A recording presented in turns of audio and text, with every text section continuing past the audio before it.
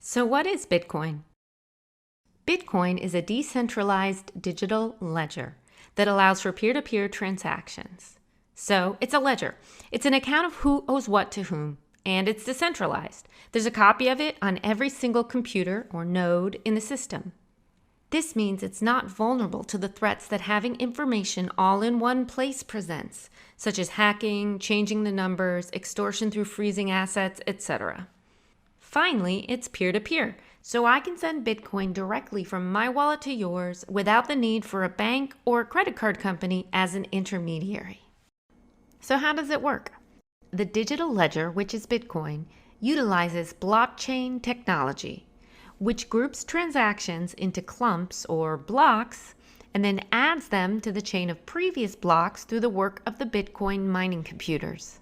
These computers compete to solve a puzzle which will enable their proposed new block to fit right within the chain. Based on the number of computers mining, the system adjusts the difficulty of the puzzle to ensure that this only happens around once every 10 minutes. Once a new block is created, it is then published to the entire network, which recognizes the longest chain as the valid one, and then begins again the work of competing to build upon that new updated chain. And this is how new Bitcoin are created.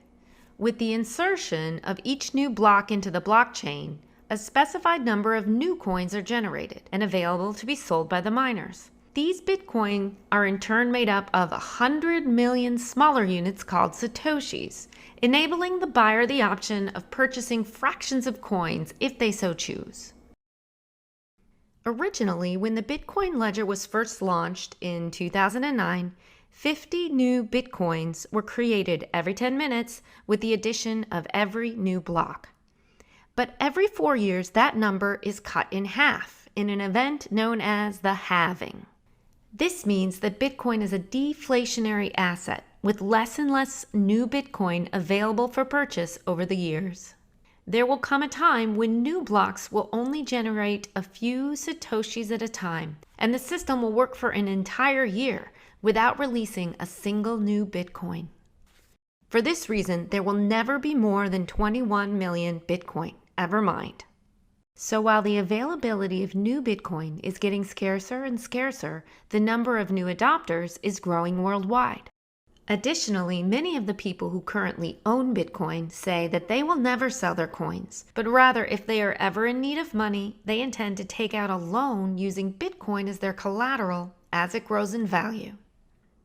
In fact, there's a word used in the cryptocurrency community called hodling, to reference the resolve that, despite the volatility of the market, someone plans to hold on to their coins for years, decades, and even generations without selling them. And most of the Bitcoin community are currently hodling their coins. This means that of the 19 million Bitcoin currently mined, there are only about 1 to 3 million currently available for purchase. This number is strikingly low when you consider the fact that there are 46 million millionaires in the world and only 21 million Bitcoin ever to be mined, meaning there aren't enough Bitcoin in the world for every millionaire to purchase a half a coin. So we're still very early to Bitcoin.